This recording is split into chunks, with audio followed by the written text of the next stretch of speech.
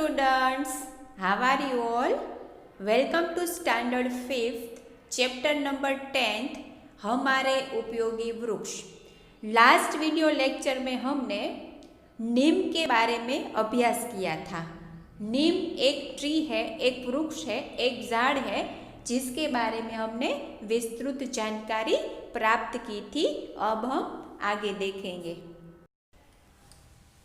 हमारे उपयोगी वृक्ष लास्ट लेक्चर में हमने नीम वृक्ष के बारे में अभ्यास किया था।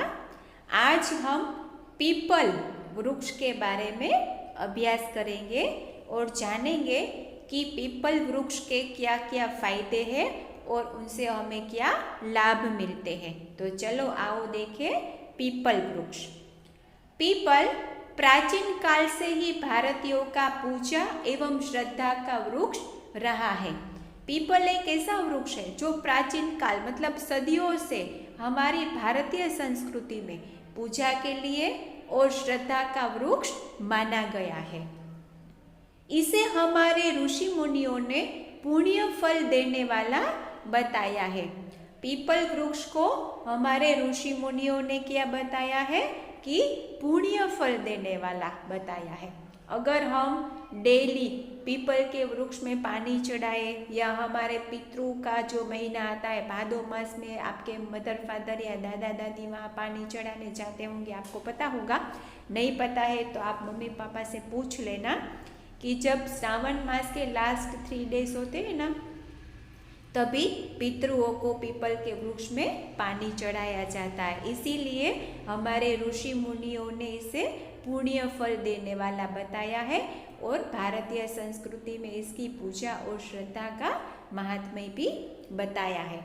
अगर हम पीपल के वृक्ष में पानी देते हैं तो ऐसा माना जाता है कि वो पानी सीधा हमारे पितृदेव को मिल जाता है और वो हमारा पानी ऐसे ग्रहण करते हैं।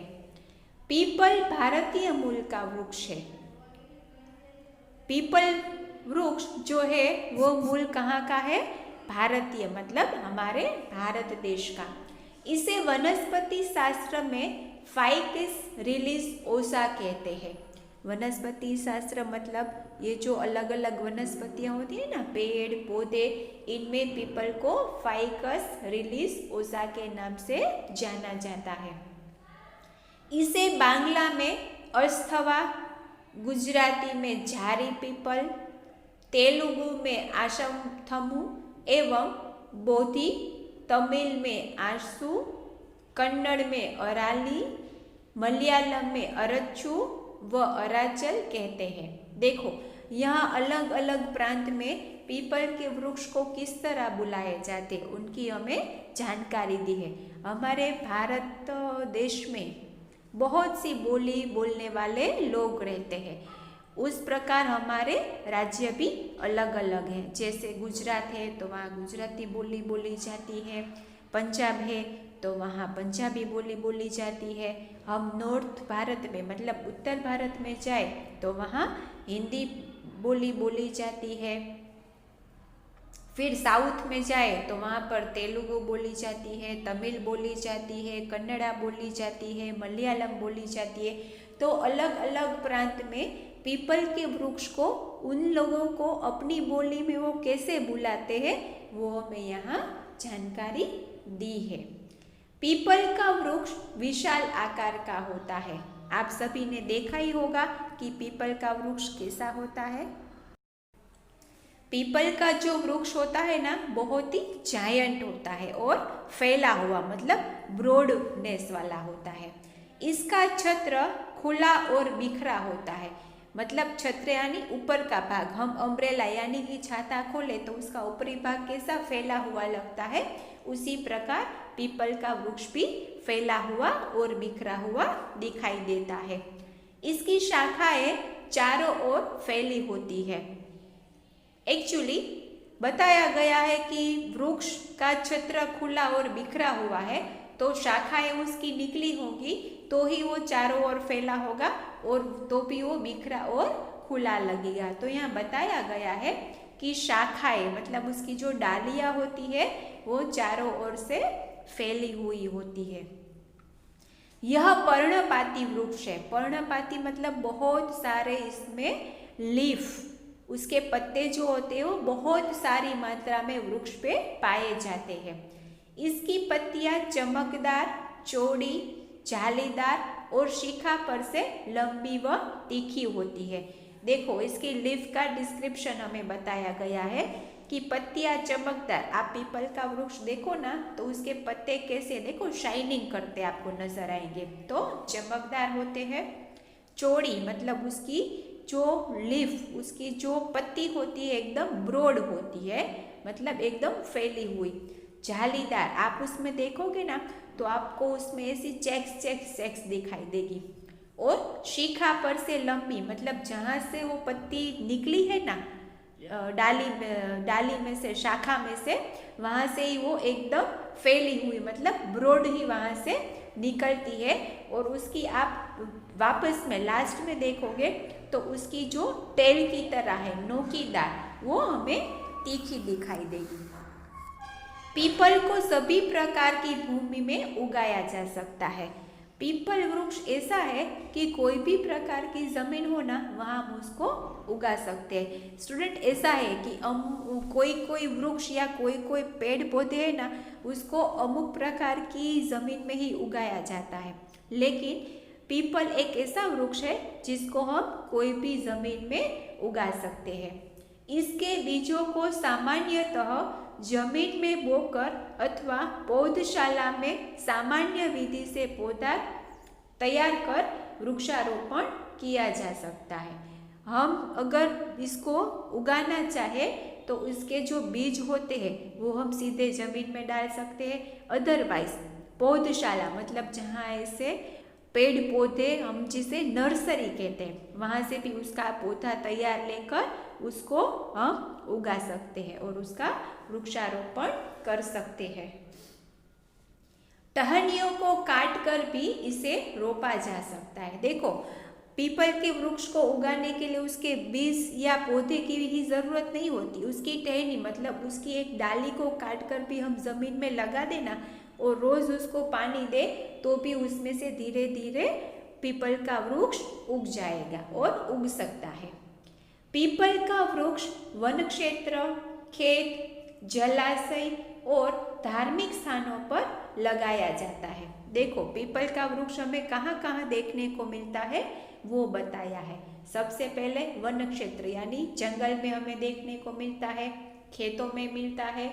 जलाशय मतलब जहाँ कोई तालाब है या कोई नदी चली जा रही है या कोई झरना है, ऐसी जगह पर उसको हम देख सकते हैं। और खासकर धार्मिक स्थानों पर लगाया जाता है। आप देखना कि आप कोई भी मंदिर जाओ, स्पेशली महादेव जी के मंदिर आप जाओगे ना तो वहाँ तो पीपल का वृक्ष आपको देखने को मिलेगा ही। पीपल का वृक्ष महादेव जी के मंदिर पे होता ही है। यह वृक्ष तेजी से बढ़ता है तथा छायादार होता है।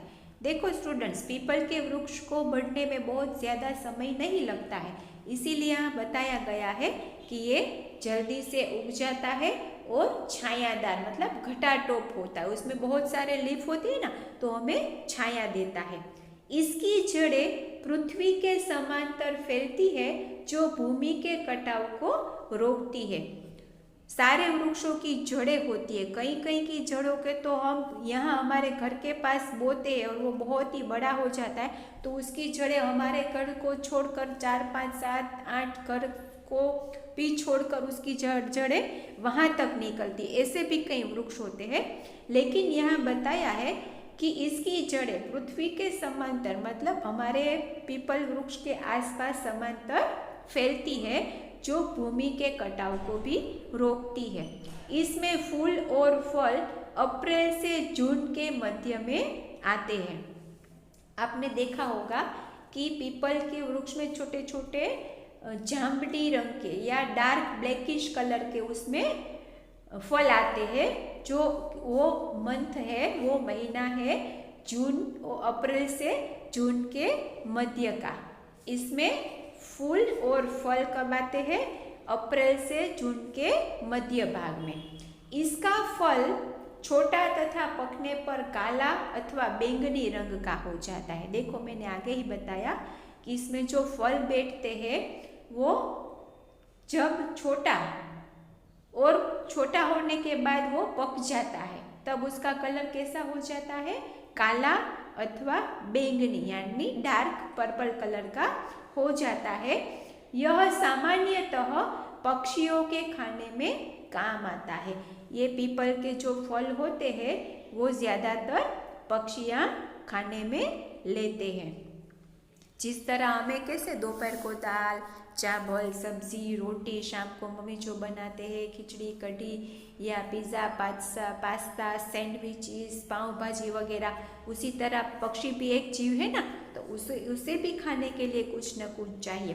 तो भगवान ने इसी तरह सारे वृक्षों में कुछ न कुछ फल रखे हैं जो पक्षियों की और कई जीवों को खाने में काम आ सके।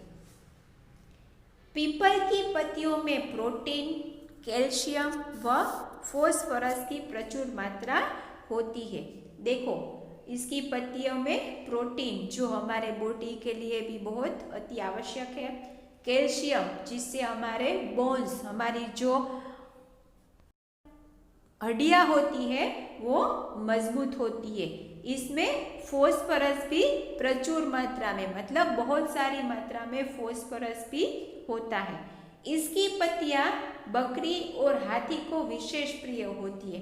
देखो हमारा भी खाने में कुछ न कुछ फेवरेट होता है, हम मम्मी को बोलते हैं आज मम्मी ये बनाओ आज मम्मी वो बनाओ, तो पीपल की पत्तियां बकरी और हाथी की फेवरेट रहती है, मतलब उसको विशेष प्रिय है, उसको खाने में बहुत ही अच्छी लगती है।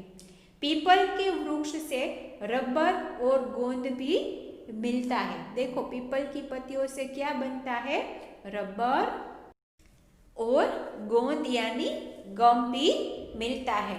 इसकी लकड़ी सफेद व भूरी हल्की मजबूत एवं टिकाऊ होती है।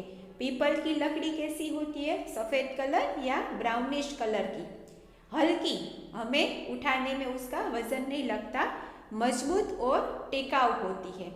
इसकी लकड़ी से पैकिंग केस, माचिस, बॉक्स, बर्तन आदि बनाए जाते हैं।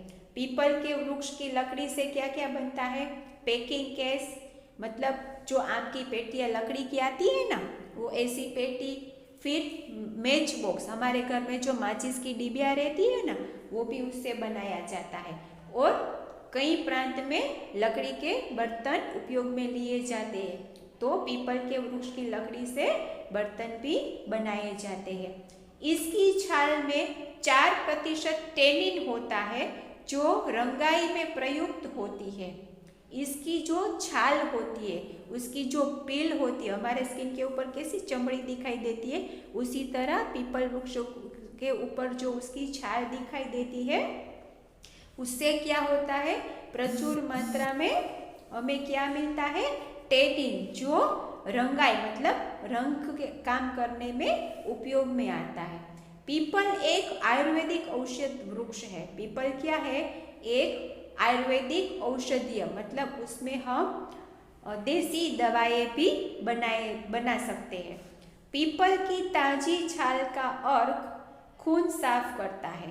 पीपल की जो ताजी मतलब जो पेड़ों से उसकी छाल निकालते हैं ना, अर्क मतलब उसमें से निचोड़कर उसका रस निकालना, उस रस को अगर हम पिए और हमारे खून में कोई खराबी आ गई है तो उसको पीने से हमारा खून साफ हो जाता है, हमारा ब्लड प्यूरिफाई हो जाता है। छाल के पानी के कुल्ले करने से मसूड़ों की सूजन मिटती है। कुल्ले करना मतलब हम गुजराती में उसे कहते हैं कोड़ा करना। तो पीपल के छाल के पानी से कुल्ले करने से, मसूड़े मतलब हमारे जो दांतों की आसपास की जो स्किन है, हमारे जो दांतों के मसूड़े होते हैं अंदर की, उसमें जो हमें सूजन आ जाती है वो उससे मिट जाती है, उसमें हमें राहत मिलती है।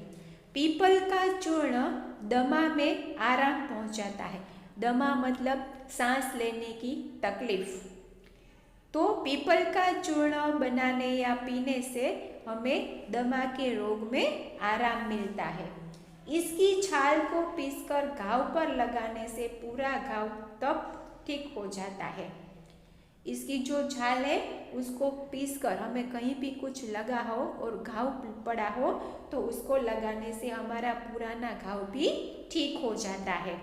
इसकी पत्तियों को गर्म करके सूजे अंगों पर बांधने से सूजन मिट जाती है। हमारे शरीर के कोई भी अंग में अगर सूजन आ गई है तो पीपल की पत्तियों को गर्म करके उस सूजे हुए शरीर के अंग पर लगाने से सूजन मिट जाती है। इसके बीजों को शहद के साथ चाटने से रक्त विकार दूर हो जाता है। पीपल में जो फल आते हैं उसमें से बीज निकालकर उसको शहद यानी मध के साथ चाटने से हमारे रक्त में जो विकार मतलब हमारे ब्लड में कुछ भी प्रकार का कोई इन्फेक्शन लग गया हो तो वो दूर हो सकता है। इसी प्रकार पीपल बहुउपयोगी वृक्ष है और यह पर्यावरण को संतुलित रखता है।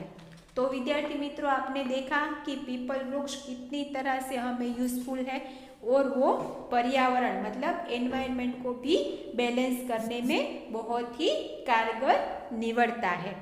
तो स्टूडेंट्स, आशा रखती हूँ कि पीपल वृक्ष की आपको जो जानकारी मैंने दी वो अच्छी लगी होगी। वीडियो एक बार समझ में न आए तो 2-3 बार सुनना, फिर इसका आप अभ्यास करना। नेक्स्ट वीडियो में हम दूसरे वृक्ष के बारे में जानेंगे और उसका अभ्यास करेंगे।